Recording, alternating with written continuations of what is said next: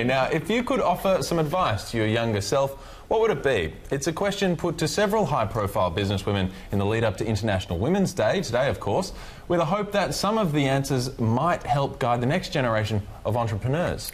For tonight's Taking Stock, we're joined by Naomi Simpson, founder of Red Balloon and former Shark Tank investor, and Shivani Gopal, CEO of The Remarkable Woman. Good evening to you both. Thanks for joining us. Naomi, we might kick off with you on this one.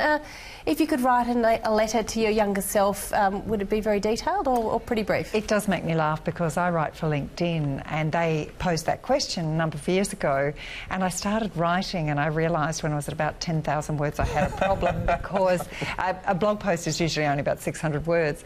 So I was writing away, and then I showed it to a publisher friend of mine. She goes, you know, there's a book in this, just keep going. And that ended up being the book Live What You Love, which I wrote. And really what I was wanting to tell myself was, what is it that will allow me to stay focused on the bigger game and not get caught up in the detail? Because often I get really anxious about the small things versus playing the big game. So I broke it down to 4 things. I said, what is my passion? I always want to know where I feel my energy. What is that passion? I want to make sure that I'm positive and that I'm contributing to others, and the language I use. I coach myself regularly on the words I use. I also want to make sure that I stick with it. All too often, you know, it's easy to give up, and actually, if you want to play a big game, it's going to take persistence. And the final thing is that life is about others, and that is to be purposeful is about the contribution to others, and it's what we give, not what we get. And in fact, if we look at purpose when it comes to business, it's how we make the world a slightly better place. So, big question. I got it out under 84,000 words, so you've done well. That's fantastic. I can hear more of those words. Yeah, that's a lovely train of thought to be on. Shivani, how about you? You're still a young person, so you're probably... How far back do you need to go to find your younger self, isn't it? Yeah, and it's funny because it's all relative, isn't it? You always sort of feel you're the oldest that you ever have been now, right? And you're always reflecting backwards. So I certainly don't think I'm going to be as profound as Naomi. Goodness, that was phenomenal. So I was mentally taking note of that one. But for me, the biggest piece of advice that I'd give to myself going back, and even now, is to shine in all of your brilliance. Don't let anyone dampen it, because they can only accept you to the extent that they've accepted themselves. And this for me is so important, because I find that we think that we have all of these great skills and qualities, and we want to put our best selves forward, don't we? For me, I call it the lipstick test. I'm in front of the mirror and I put my lipstick on and I think, well, today I'm going to be on Taking Stock and I'm going to put my best foot forward. But then the self-doubt starts to kick in. You know, what if you think I'm an idiot? Or what if you give me a strange face and I think, oh no, someone's disapproving of what I have to say? And that starts to dial our brilliance back. And what I say is that often people will only start to support your shine to the extent that they've done their own. And if they start to pedal away from you, it's because they simply aren't their backers of themselves. So I think that's so important, to really embrace who you are, embrace your quirks and just go for it. It's the only way you'll really stand out in the world. There's some really profound and lovely messages coming out here, I think. It's interesting what you said before about, you know, about how far back do you need to go to tell yourself. I think that's kind of an interesting question. Naomi, do you think that there's a pivotal moment where you would want to deliver some information to yourself when you look back? And do you think that that's a similar sort of moment that other people might find? And would you have listened to yourself anyway? Exactly, another good question. I was not a very big listener, as everyone will tell you. I was very busy doing rather than hearing. And I was always very urgent. I had to get things done and I was always in a hurry. And I guess what I would learn, and even when I started the business, you know, I just was always in a hurry, and Christmas was always coming, and there will be another Christmas. And to think strategically, it actually takes a discipline. It's interesting about the self-talk, because I talk about that a lot in the book, and I don't particularly have it. And it's not that I don't talk to myself, I just don't listen to myself, because gosh, I can go on and on and on. You know, I think it was my mother once said that, you know, your brain is a very scary place, you know, let's leave it alone. So, but it is true, you know, we often self-talk. The other thing is that really for me, this day is also about the power of positive words. It's a day of celebration. It's a day to recognise all of the people that went before us. And language is very important to us. It's either the self-talk or how we talk about ourselves to others. And often I do hear people almost kind of apologise for themselves, and I get really, it might be a silly question, but, and then in that moment it became a silly question versus I have a question. And so I think that we also need to support each other and help ourselves in a really constructive and gentle way, allow ourselves to be seen by others and then have that feedback. Today is also a very special day for me because I reflect on the women who went before us. But for me, International Women's Day is something not dissimilar to an Anzac Day, where people went away to war, and if they hadn't have done, these young men hadn't done that, we wouldn't be in the society we have today. Well, there was many, many women who broke the law to change the law and threw themselves in front of buses and horses and I am lucky enough, and I really wanted to tell you this story because we live right the corner from each other, but I live in a home that was built in 1883 for a woman by the name of Maybank Anderson. And her brother built it for her, but she was not allowed to own it. Her husband had to own it. And he was a drunkard. And they had 7 children, only one survived to adulthood. But she was an agitator of the time, and it was the very early days of the Labor Party in Balmain, and she agitated for change and she helped get us the vote. But she didn't just help us get the vote, she increased the age of consent for girls from 14 to 16. She brought kindergartens to Australia. She brought both Montessori and also KU, which is now KU services. She also brought kindergartens, and there's even a Maybank kindergarten in Pyrmont recognising this. But that wasn't enough for our Maybank. Maybank finally, when they changed the laws, did divorce. There was 2,500 people divorced on the same day when they changed the law.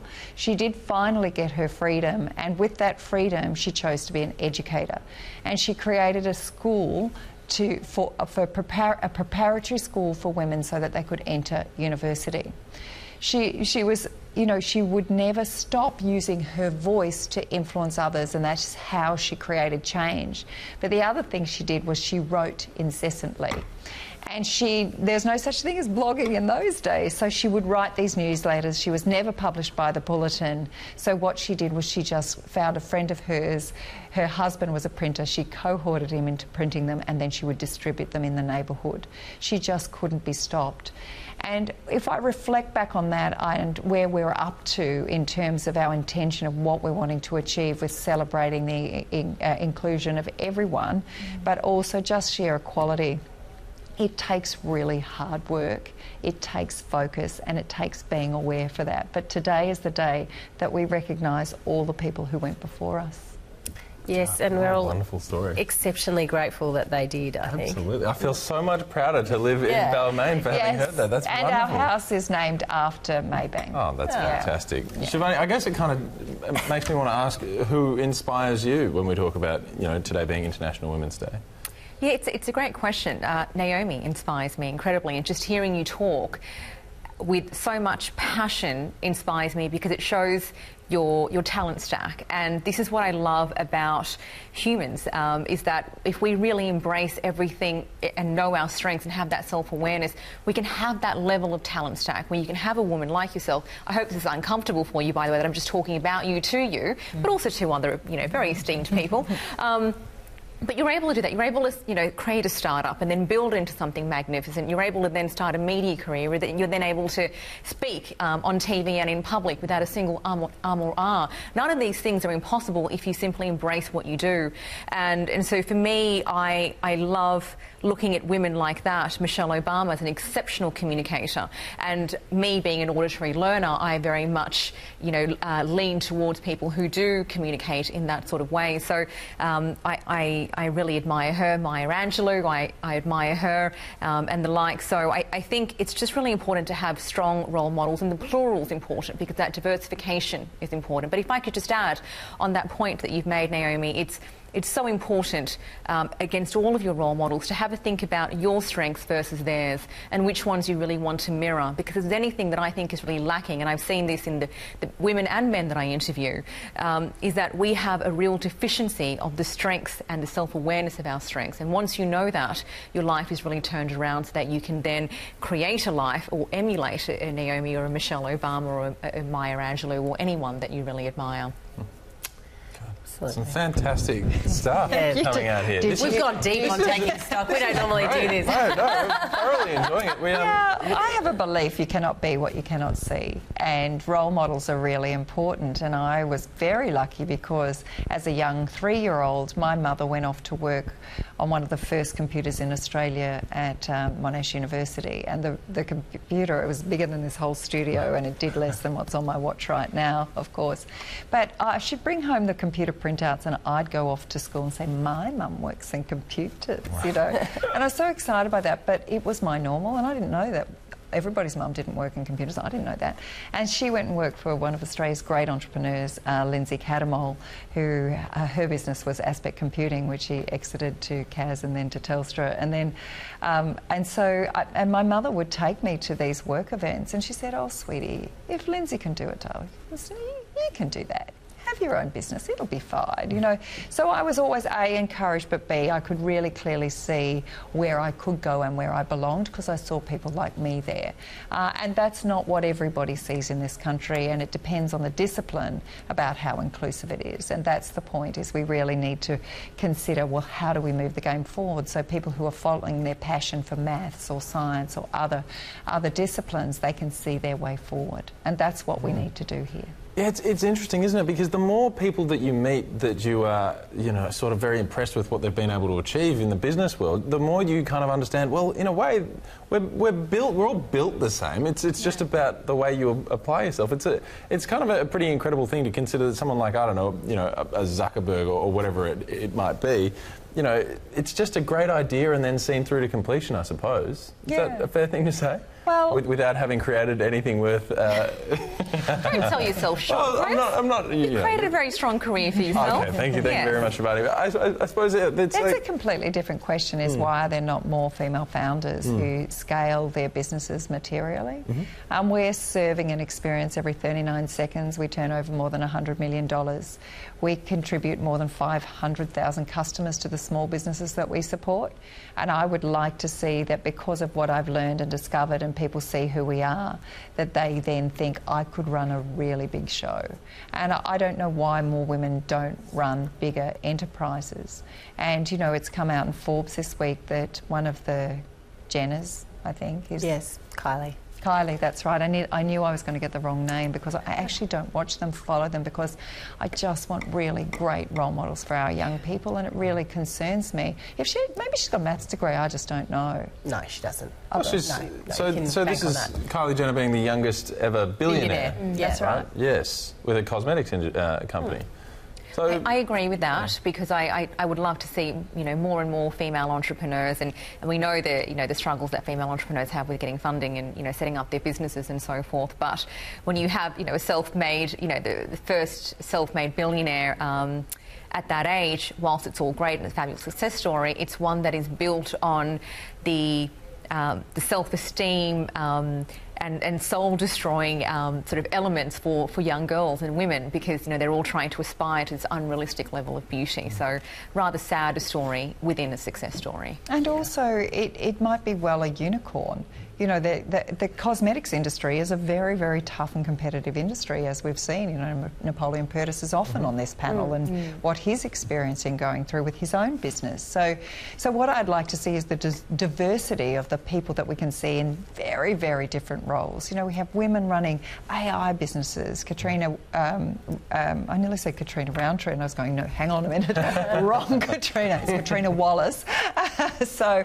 You know, there is women founding and running incredible businesses, and they're the ones that we really need to amplify and promote so that people can see the work that they're doing. One of my favourites is Michaela Jade, and she knows that I'll call her out, an Indigenous woman who has bought 3D technology. It's not 3D, it's you put your iPhone over an Indigenous painting and it begins to tell the story like it comes to life in animation. It is the most beautiful way to understand and for young people to learn the storytelling of our Indigenous brothers and sisters. So, you know, there's such great work, and we just need to profile more of them. There is. We also need to take a quick break. But we're keeping you around. We've got lots more to talk to Shivani and Naomi about after this quick break. Stay with us here on Your Money. There's more Your Money Live coming up after the break.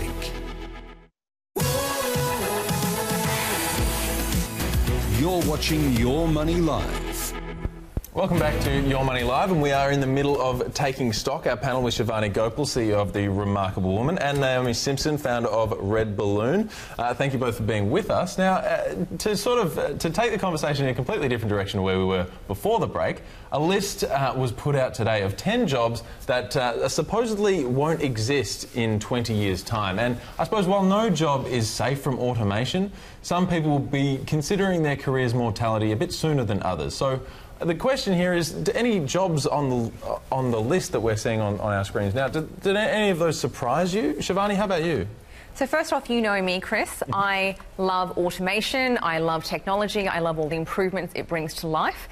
But I think we've really got to heed some caution here when it comes to the kind of automation that then starts to replace these everyday roles of people who are currently in unskilled jobs. So, you know, does it surprise me when I look at, you know, fast food workers, for example, and telemarketers being replaced? In some ways, no, it doesn't. Does it sadden me, however? Massively. Because if we automate these roles of fast food workers, then where are these 15-year-olds and 18-year-olds going to work? My first job was at 14 and 9 months at McDonald's, and that's where I learned customer service. And I thrived on it. It gave me structure, it gave me discipline, it gave me pocket money, it taught me about money. And we all know that it's so important for young girls especially to be financially literate and to learn how to budget, and it gave me that 101 skill to do so. So my real concern is that at the price of this automation, what is going to happen to these unskilled roles? Is someone then going to hire a 15-year-old computer programmer? You know, I don't really think so.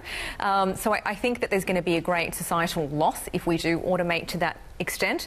But I've also got to take this with a pinch of salt, right? I mean, we know that we are lonelier than we've ever been before. We all lack empathy because of overuse of technology. And we do want that real human contact, don't we? So I don't think it'll entirely automate. I think we'll come back to some kind of realism eventually. So I see the world completely differely. We finally disagree on yes, something. no. And the reason is because we can't see what we can't see. You know, when TV was invented, you know, they thought nobody was going to go to cinemas anymore. When the car was invented, they thought nobody was going to... And more jobs were created because of automobiles than were ever created because of horse and cart. So the thing is, we can't see what is going to be created. So they're only talking about what's being taken away. But I saw this really cute or gorgeous study in Berkeley, and they decided to build a robot to fold the washing. Now, that's a great idea. However, took the robot 8 hours to fold the washing, and he couldn't match a blue sock with a black one. He couldn't get the black socks together. I have the same problem. Yes, the same thing. But not only that, it cost $10 million to create. So there's still plenty of jobs in folding washing. And I guess that's the point, because AI, machine learning and automation is a linear approach. It's about a mathematical equation, and it's about rapid processing of information. It's very linear. So if you think about the Google Go computer that beat the world champions, there are some issues about, oh my goodness, that was aspirational to be a hero and be a celebrity and a Go player. There's some issues societally about what we aspire to be. However, if it's playing Go and the building's burning down, it keeps playing Go. It doesn't know to call the fire brigade.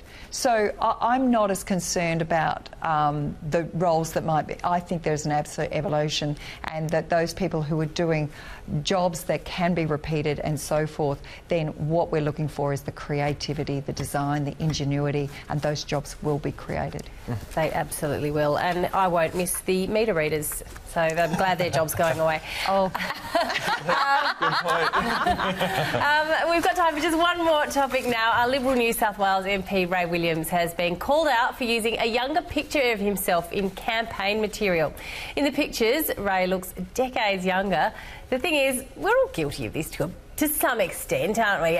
What do you think? I mean, the people put filters and they change their faces and things on Instagram. You know, isn't this just another form of just trying to look the best that you can?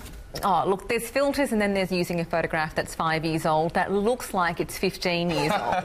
And it does. You know, with all respect to him, it does look incredibly aged in comparison. It's been a tough few years for the Liberal Party. And you know, they work incredibly long hours, and you know, I have absolute respect for them and the way they're able to conduct themselves in order to, you know, get the work done. So all of that's fine, but in today's age of technology and instant uploads and social media and so forth, it's incredibly inexcusable, I'd say, to use a 5-year-old photograph. But also, if you can't back yourself, if you can't be comfortable in the skin that you're in today, how can you expect someone else to back you? So even if this is completely trivial and he just says, oh, well, it's just a photograph, the optics of it, and he above anyone would know that perception is reality, the optics of it is terrible. Authenticity. I want to know who he is as a leader. And really, this is about authenticity and trust. And I like to say, all of these wrinkles, I've worked really, really hard for every single one, and I don't want anybody to take them away. Actually, I think to have a few wrinkles also represents I've got a bit of experience. So he was trying to take away his experience, so I think he's less trustworthy. Yeah. Yeah, it could be there's less trustworthy, a bit of vanity involved. It's not a good look, I don't mind a bit of vanity. We all try to make the most of ourselves, but it's more the fact that he's being inauthentic, and I want people with experience. Wrinkles are okay. They're fine. They show It was actually his hair was the big giveaway, wasn't it? So, 'Cause that's he's right. gone quite grey in person, but he was very dark-haired Which, in you the know, photos. happens. Yeah, which but to all of us. I suppose the response is a final interesting thing here, because he got called out on the radio and he said, oh, well, thank you so much. That's such a nice compliment to be paid that I look, you know, very, very good in my photograph. See, so he's a good politician. Well, but I suppose that's it. How would you respond to something like that, be called out? You know, authenticity is key here. Would you go on the front foot and take a selfie and be like, this is what my face looks like? Well, I guess I would have asked the interviewer, is this an issue for you? And let me understand why. Because if you can be in the world, effectively in that moment, that journalist is his customer.